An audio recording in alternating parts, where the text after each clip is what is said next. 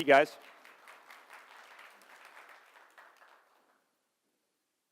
Maybe not. Probably because of the PDF. Oh, there we go.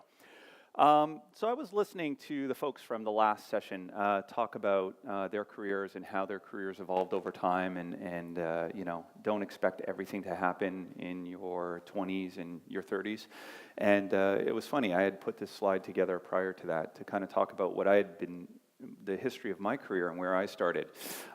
So you'll hear it in my accent when I say things like out and about, but I grew up in Canada, grew up in Montreal, Canada, grew up skateboarding, still have a half pipe in the backyard, and always wanted to move to California.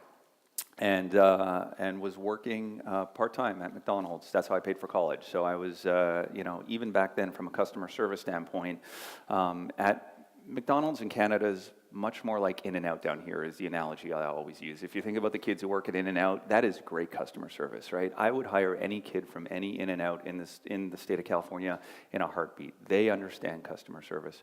And McDonald's in Canada was very similar. So that was the first job I ever had, working at McDonald's. And then went into information technology at the time and got my undergraduate degree. And the internet was just a glimmer in someone's eye. I mean, it had started. This was 95, 96, but it wasn't anything real yet. Amazon wasn't really around. You could go to websites, but it was dial-up. Information technology and working in IT was a very, very boring thing to do. But I was pretty good at it. So I said, you know what, I'm going to go into IT, and my goal was going to be to run IT departments, like an IT department you see at your school, or a help desk you might call, and someone's in charge of that help desk. So that was really my career goal at the time. And so got my degree and jumped in the car and drove to California. And was waiting for my green card to show up, and I was running out of money. I moved here with $2,000, $3,000, actually snuck across the border and married a girl in Las Vegas to get my green card. True story. Not the girl I married to now, but a girl, a story for another day. So I am an immigrant who snuck across the border from Canada, and was running out of money and didn't have a job. And so this girl at the time called someone she knew and said, hey, I can get you a job working in the apparel business, under the table entering sales orders. And so that's how I got into the apparel business. And if you look at kind of my next step in my career, and we'll talk about it in a sec, that's how I ended up working in apparel, was really starting under the table illegally, making $8 an hour to try and make ends meet after sneaking across the border to come to California because I love this state. So that's how I got here. So I ended up in the apparel business and worked for a couple of companies working in IT in the apparel business. Baby Fat, Fat Farm, XOXO were all companies where I was just doing IT stuff. And then one day, I was at Hurley. I started working at Hurley just down the street in Costa Mesa, and I was driving here today, and I missed that commute. Used to go up and down PCH from Huntington Beach, and loved my time at Hurley. It's one of my favorite companies, one of my favorite times in my life from a career standpoint. And one day, Bob Hurley and Roger Wyatt, who was running Hurley at the time, grabbed me and said, hey, we're going to go direct to consumer. We're going to start selling online. And this was probably 2005, 2006. Nobody was selling online yet. From a surf store or surf brand perspective. Quicksilver wasn't doing it, Billabong wasn't doing it, Volcom wasn't doing it, Rip Curl wasn't doing it. Quick had done it with Roxy, but they hadn't done it with anyone else. And we were doing it not because Bob wanted to do it, but because Nike kind of told us we had to do it.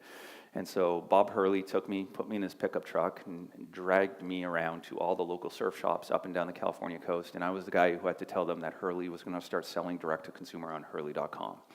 And a lot of those guys still don't like me at those surf shops because nobody did this, right? This was seen as selling surfing soul. But Nike was a very visionary company. Nike saw the future, and if you don't know this, Nike owns Hurley still to this day. But Nike knew that you had to sell direct, and if you didn't get ahead of selling direct, you were going to get caught behind. And so they invested very heavily in selling direct to consumer. And Hurley was the first surf company to do it. And we launched Hurley.com, and we built that code from the ground up with some developers. And that's how I got into e-commerce, which was this little thing at the time. No one really thought it was people thought it was a fad. People thought it would be a small part of retail, but no one really thought it would be what it has become today. So when you talk about your career taking an unexpected path, I ended up running e-commerce because I couldn't work and got an under-the-table job working in the apparel business in IT. And then when e-commerce came about, they said, well, let's get the IT. One of two people ended up running e-commerce at every company back in the early 2000s, either the head of marketing or the head of IT, depending on which company you were at. And so that's how I fell into e-commerce and became a retailer and got to build deep retail experiences when I started off as a really boring IT guy because I had to work under the table and I fell into the apparel business. So you never know where your career will go. I look back at how lucky I was that I was in this e-commerce space when and it was all luck.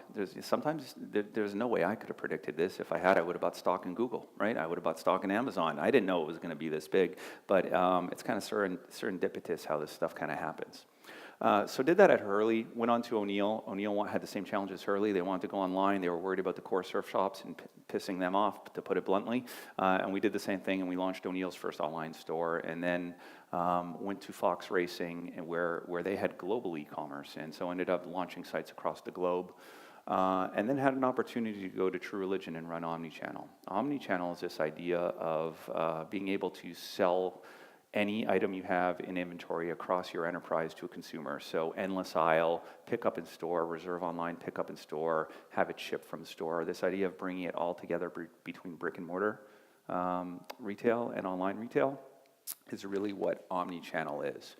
And did a good job at Omnichannel at True Religion. And then the CEO, my boss at the time, said, you know what, I'm gonna give you stores.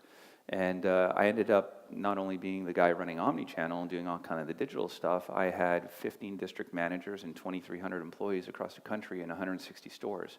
And so I went from being an IT guy to an e-commerce guy to an Omnichannel guy to now I'm running brick and mortar stores all the way back around to physical stores. And I didn't know anything about physical stores. Honestly, I was terrified when they told me I was going to do it. I had to, meet with my district managers and talk about traffic and AUR and, payroll. And I didn't know anything about any of these things. So, one just quick piece of advice. If someone gives you a shot, say, yes, I will take it. Even if you have no idea what you're doing, just say yes, you'll figure it out. Speaking of which, and so True Religion was amazing, got to run stores, and then jumped over to Ring. So Ring is a tech company. We started off as a Shark Tank reject. We're now worth hundreds of millions of dollars, growing super quickly. We are one of the kind of startup tech companies down here that's not based in Silicon Valley. And I'm the old guy at a tech company. And I was telling this story last night. I almost didn't make it at Ring. I showed up there. I went from having my 2,300 employees, my nice office in Manhattan Beach, 50 people working directly for me at True Religion, could do whatever I want, go surfing at lunch. It was a great life. To going to a tech startup where everyone's 23 or 24. They all went to Ivy League schools. They're all engineers. The organization's run flat. There's no printers, no offices, no phones. Everything that is done in Slack, Gmail, and Google Sheets, no Microsoft Office. And I'm standing there at a standing desk by myself with no team, a bunch of 23-year-olds going, I don't know if I made the right decision. I mean, it was a culture shock to be the old guy at a startup, but absolutely amazing. A completely different world from any company I've ever been at. When you think about how startups disrupt and change the world, how Dollar Shave Club did what it did to shaving, and what Netflix did to Blockbuster, and what Amazon has done to retail, which we'll get to in a moment, it's absolutely amazing. Startups are just a whole different world, and it is, I've never moved this quickly in my life. We make physical cameras faster than we used to make t-shirts at Hurley. It's terrifying how fast we move, but it's amazing at the same time. So that's kind of, you talk about the path of a career. That's really my career in a nutshell. Sneak into a country illegally, start in a really boring industry, and end up doing something cool is really what it came down to. Speaking of retail, retail is struggling. We all know this. The number of store closures is increasing every single day. True Religion went bankrupt. It's no secret. It's part of the reason I left the company. I knew it was going through a restructuring. Everybody is closing stores. There are just too many malls out there. And retail is going to continue to have a tough year in 2017. And my prediction is through the rest of 2018 and probably 2019, we're going to see it continue to contract, probably over-contract, and then start to come back. And when you look at retail contracting, next slide, maybe. If you look at retail contracting, there's probably no better example of how bad it's gotten than the Westminster Mall. So I live right around the corner from the Westminster Mall, and I took this picture last year, and it's actually gotten worse since. This is the second floor, right by the Macy's, and every single one of those stores is blacked out, right? That entire wing is essentially shut down. And there's more stores leaving every day. It's basically it's just a death rattle at this point. Any store that's left in the mall is there because they can't get out of their lease. If anyone could get out of their lease, they would most likely leave. The only thing that's probably doing well in that store in that mall is the Target. JCPenney Home just closed. The other JCPenney will probably close soon. They're trying to figure out what to do with the mall. This mall is what we call a C mall. There's A, B, and C malls, and the Westminster Mall is most definitely a C mall. There's probably about 400 or 500 of these malls across the country, and most of those will close. An A mall, probably the best A mall in the country, is South Coast Plaza, right? There's probably about 50 malls similar to South Coast Plaza, maybe a little bit less than that, maybe 40 across the country. Even those guys are struggling, right? And when you have enough retailers go completely under, a BCBG and American Apparel and a bunch of others, even the good stores that they would have otherwise kept have to close because that particular chain is liquidated, and there's been a lot of those. So retail is really, really tough right now. I'll just go like this for next slide. There we go. And retailers think technology is the answer. They think, if we invest in technology, we're going to be able to fix this, and we're going to be able to change this. And I'm going to walk you through why retail is not approaching this problem the right way. The reason why experience and customer service matter, and that's really the purpose of my talk here today. So after all that kind of background, that's what we're going to talk about, is why technology isn't the answer, but experience and retail is. Next slide. So this is a screenshot from last year. If anyone remembers the hottest toy of last year, it was the Hatchimal. I bought one in a parking lot from a shady guy in a brown paper bag for my friend's daughter for a couple $100. You could not get them. They were sold out everywhere, right? And what's Walmart known for? Walmart as a retailer is known as your low-cost provider, lowest prices. You want to get something cheap, or you want to get the best price possible. That's what Walmart's business. That's what their ethos is built on. And what we have here is a screenshot from Walmart.com. I took on my phone of a Hatchimal for $247. I'm going to stop there for 1 sec. Next slide. Here we have a screenshot rather, from Best Buy. And Best Buy is probably the only kind of tech retailer left out there. You want to buy some cutting-edge technology, you got to get the new iPhone 10, or whatever you might want to buy, an Oculus headset. If you think brick and mortar, where would I go to buy tech? You would go to Best Buy. That's what they're known for. That's their ethos. And in this case, this is a screenshot of a refurbished old desktop computer running Windows 7 with a 1-star rating for $214. This is basically an old computer taken out of an old office. Nasty gal goes bankrupt, they shut the thing down, someone comes in, takes all the old computers, cleans them up, installs a new operating system, and starts selling them to make a few bucks. They bought them for $20, they try and sell them for a couple $100. That's what's on bestbuy.com. That is a refurbished, used, old computer from, I would guess, 5 years ago. Next slide. This one, Derek made me censor this a little more, so that bar got a little bigger, but I was trying to show a point on here, and this is Sears. This is Sears selling a lot of really explicit sex toys. Sears sells Nazi memorabilia. Sears sells bongs for smoking weed. Sears sells a lot of this stuff. And so I was trying to show some of the more explicit offerings that they had available on their site. So let's stop for a moment. Sears, salt-of-the-earth retailer, selling sex toys. Best Buy, tech retailer, selling old, crappy computers, right? And Walmart trying to rip people off, price gouging on the hottest toy during the Christmas season. What the hell is going on? What's going on is they are all trying to be marketplaces. None of these retailers are actually selling these products. What they're trying to do is allow third-party sellers to sell these products on their site, right? They're trying to compete with eBay. They're trying to compete with Amazon. If any of you guys take your coffee mug from today, pick one up, you could go put that on Sears tonight and have it selling on Sears. They will allow that. And what they do, in theory, it sounds like a good idea. Someone went to their boss and said, hey, boss, how about we sell a lot more stuff, but we don't have to buy a lot more inventory? Sounds like a good idea, right? Sounds like a good idea on the surface until you have to think about the moderation or the lack thereof of moderation. And what you end up with is Sears being the antithesis of who they are, Best Buy being the antithesis of who they are, trying to use technology but doing it so poorly because they don't understand the experience. They're putting all their bets on the technology, and they're not technology companies. They're retailers with brands that they need to protect and experiences that they need to protect.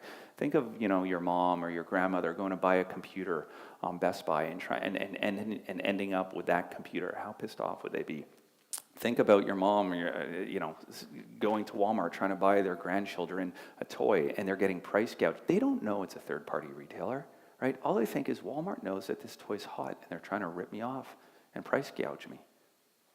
So retailers are struggling to figure out how to compete with the Amazons of the world and build out a defensible model. And technology isn't the answer. Experience and customer service are the answer. Next slide. So I kind of just alluded to this, but Best Buy should have cutting-edge tech, Walmart should have low prices, and Sears is a salt-of-the-earth American brand. They are not servicing their shareholders and doing their fiduciary duty to represent who they are as retailers. The answer is experience. All right, let's keep one more. So here's an example that I encourage you guys to check out. A show of hands, anyone here used Robinhood? One person, okay. I left my phone upstairs, but after the talk, if anyone wants to see this in person, with Robinhood is a stock trading app, and it does ostensibly the exact same thing as you would do on a Bank of America account or a Wells Fargo or a Chase or a Citibank. You can go and buy or sell a share of a stock. Every time I show people how you buy and sell a share of a stock on Robinhood, it's one of those oh shit moments. It takes about 10 seconds. I open it up, I punch in my PIN, I search for the ticker symbol SNAP, I say buy, I swipe up, and I'm done. And as I said it at that cadence I was just speaking, it's not much slower than that. And it's the exact same financial transaction that happens on Bank of America, but with Bank of America, the experience is garbage, right? The experience is much tougher. The reason these companies are getting disrupted is the experience with these newer companies is so much better.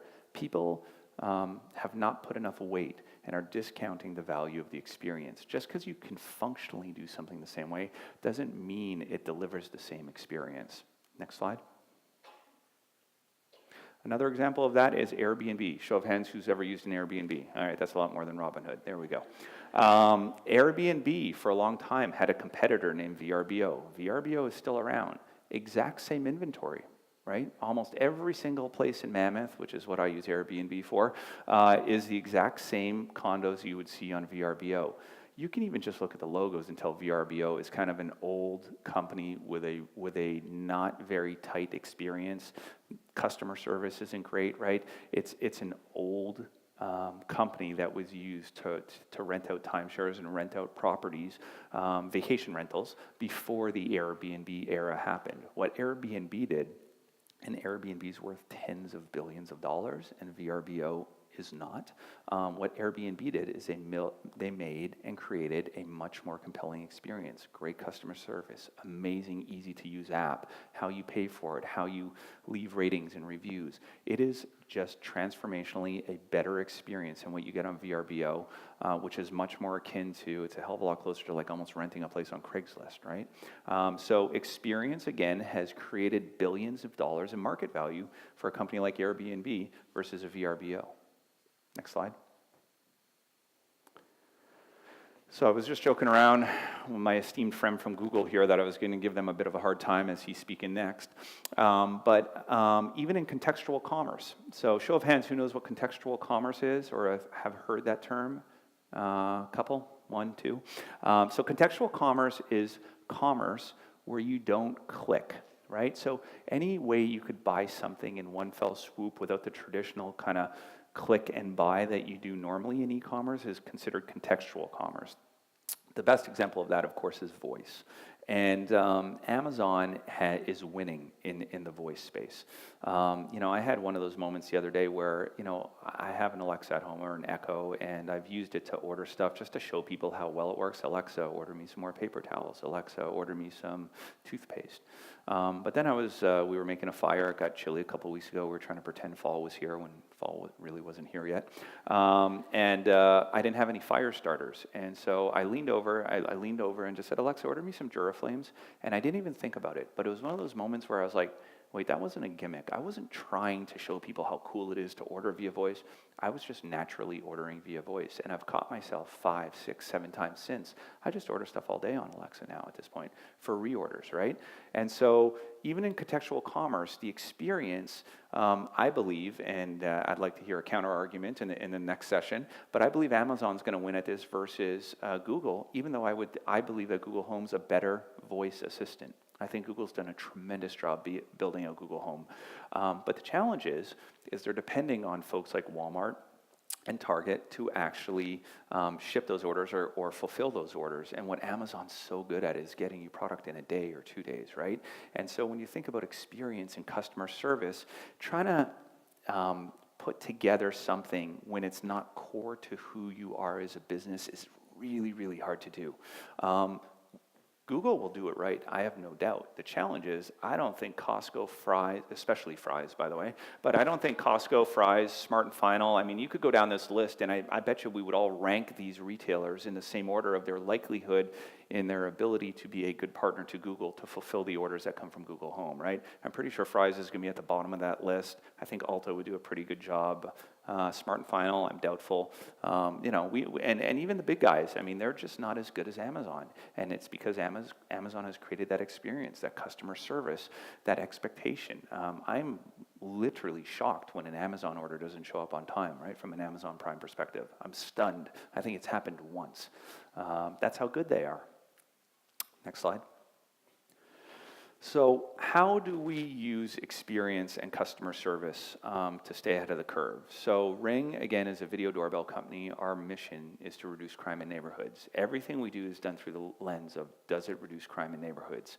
We make security cameras, we make alarm systems, and we started with our video doorbells, so you can actually answer your doorbell from anywhere. And our goal is to use all of that technology to reduce crime in neighborhoods. And our founder always says, he goes, the technology, people are going to catch up. It's gotten so easy to develop technology, and collaboration is so easy, and there's a lot of leakage out of China, and Chinese companies knock products off. The technology is not going to be the thing that you can stay ahead on, right? This is a debate right now with Tesla. Is Tesla the only one who's going to be good at self-driving cars, or is it going to be just the first one that's good at self-driving cars, right? And is Google and everyone else going to catch up? If Tesla's the company, that's great, but can technology be a defensible moat in today's day and age? I would argue not. And then that's what this picture represents, is what's your defensible moat? What makes you different from the competitors, right? If they can kind of do it as well as you, or they can get the technology that does the same thing that you're trying to do, what's the difference? Next slide. And the difference is customer service, or as we call it, community support. We don't use the words customer service at Ring. We use community support. This is a picture I took at my desk. That is our founder's email address on the side of the box. We are a company doing hundreds of millions of dollars in sales. He will answer every single email that is sent to him on the side of that box when people have customer service issues or issues with their product. We call them neighbors, not customers. But we believe I believe that one of our biggest defensible moats is our service to our neighbors, and helping them reduce crime in neighborhoods. Our community support team is based here. They're in Arizona domestically. We've got about 800 people in Arizona. Jamie refuses to hire temps. We're going to hire full-time people, and we're going to keep full-time people on. We're not going to outsource the community support function. It's the thing that's going to make the difference between us and some of the other guys, including Google and via Nest. Google owns Nest, if you guys aren't aware. Nest and Amazon and some other competitors who are coming out with video doorbells. We were the first one with a video doorbell. We're not going to be the only one. We already got a bunch of competition. So how are we going to stay ahead of that curve? We'll keep improving and innovating on the technology side, no question. But the biggest difference, we believe, is that defensible moat is going to be that community support, that customer service. Customer service matters just as much in an online world as it does in a brick and mortar world. Arguably more, because the visibility and the sharing of a terrible customer service experience is arguably in some ways easier online. So that has to be part of your culture. It has to be part of who you are as a company, right? And culture is an interesting thing. Culture is very, very hard to change in a company. That's why young companies, and a little piece of advice to you guys, if anyone's considering to start their own company, get culture right first. If you don't get that culture right in the beginning, and you hire you, and then you have 3 other friends that you get a startup going with, and then you raise your first couple $100,000 in a friends and family round of funding, and you go, hey, we're going to hire some people. If you don't get that culture right with the first group of people you hire, it will take hold like cement and hold throughout the life of the company. Uber has this problem. Uber has terrible culture issues right now. Their CEO kind of ran the company in a way that was very aggressive and got them the growth they needed, but the culture is not good. It's misogynistic, it's aggressive, there's a culture of fear up there, and now they've had to bring in a new CEO when they have thousands of employees to try and change culture. And changing culture is really, really tough. So what do you do when you can't change culture and you want to build that culture of service and innovation and kind of be a cutting-edge company? Take one step back. Yeah, there we go, sorry. I'll just put this guy down. So here's some examples of companies and what they've done because they've been disrupted and they couldn't replicate it internally. Petco. So show of hands, everyone's familiar with Petco. Let me ask the other question, Chewy. How many folks have heard of Chewy here? Not that many. So Chewy's an online pet retailer. All they do is sell ostensibly the same product that you can buy at Petco. But what they do is they have 50 or 100 artists that actually draw pictures of people's pets and send them to them. Their customer service is unbelievable. They believe in surprising and delighting their customers. Petco, for years, has tried to compete with Chewy. It tried to make their website look almost similar to Chewy in nature. I would almost call it a knockoff. They invested tens of millions of dollars, and they couldn't do it. Everybody wanted to buy their pet food online from Chewy. Nobody wanted to buy it from Petco. So Petco went out and bet basically their entire company on the culture of Chewy and bought Chewy for $3.7 billion last year, the biggest e-commerce retail acquisition ever, and I think that still holds true. So Petco basically said, we can't do it. We internally don't have the culture. It wasn't built. The cement took hold, so to speak. We're not a customer service oriented organization, and Chewy's got some pixie dust, some magic that we just don't have. And so what they did is they paid a lot of money for that magic, $3.7 billion. Walmart's got more money than God. The last thing they need to worry about is money, right? They have all the capital in the world to invest, and they couldn't figure out how to build tech to compete with Amazon. They could not do it. They've been trying for years. They opened an office in Silicon Valley, invested hundreds of millions of dollars, and they were still what's known as a laggard in the e-commerce space. They were still falling behind further and further every day against an Amazon, or you could argue even a Target. So what did they do? They went and spent $3 billion and bought Jet. Jet.com had been a little startup started by a guy named Mark Lohr that it had been running for maybe a year and a half, maybe a little bit longer. They weren't doing any significant business, but what Jet had done is it raised a bunch of money and hired really good people. And what Walmart acquired was not the technology, they acquired the culture. They bought culture. And lastly is Unilever. So Unilever is a huge consumer goods company. They make deodorants and toothpaste and all kinds of other stuff and own a ton of brands. They're kind of like the European Procter & Gamble, essentially. They went ahead and bought Dollar Shave Club for $1 billion. Dollar Shave Club was the first $1 billion acquisition in Southern California from a tech perspective. And Dollar Shave Club had that really funny ad, if you saw it. I show it in my class every semester. But they basically built a business where you can buy razor blades for $1, right? And it's a subscription business. Unilever could have done shit. I mean, me and two folks in this room, we could build a business to do that tomorrow. It's not difficult to sell razor blades and source razor blades from China and stand up a Shopify store to do it. Any one of us could do it. What they paid $1 billion for was culture and customer service. And it's so, so hard to replicate. And there's going to be more and more of these examples. They call them strange bedfellows, right? People are shacking up with companies they wouldn't otherwise shack up with because there's an existential threat that they can't fix internally and they have to buy their way out of it. Next slide. So this is a really, really old analogy, but back in the 80s and 90s, the way you got started in the entertainment business was in what was called the mailroom. There's countless executives today who are worth tens of millions of dollars who their first job was in the mailroom. That's how you got going at a company. That's how you got your foot in the door. And in today's day and age, customer service is at mailroom.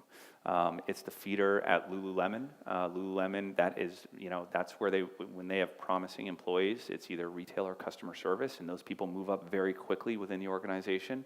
When I was up there a couple of years ago, they actually had made a commitment that no one will stay in customer service for more than a year if they don't want to. We'll find you a position within the company and move people up through the company into merchandising and marketing and other areas of the org.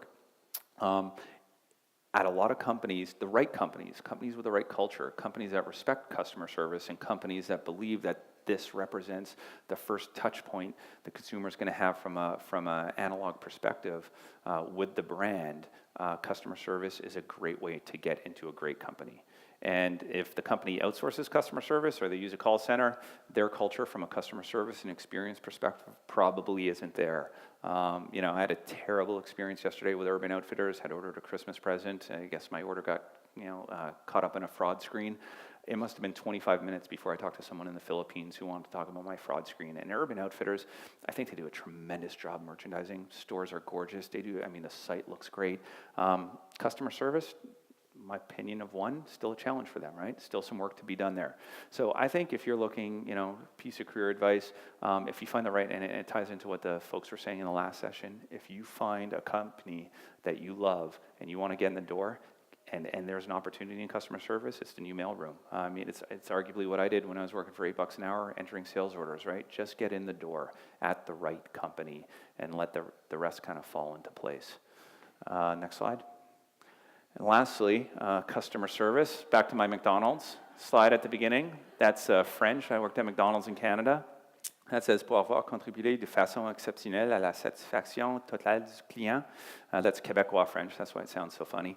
But that means I was great at customer service. I started in customer service back then, and customer service has been in my blood ever since, and it still matters every single day. Thank you. That was amazing, John. Thank you. Live and die by customer service. Absolutely. Right?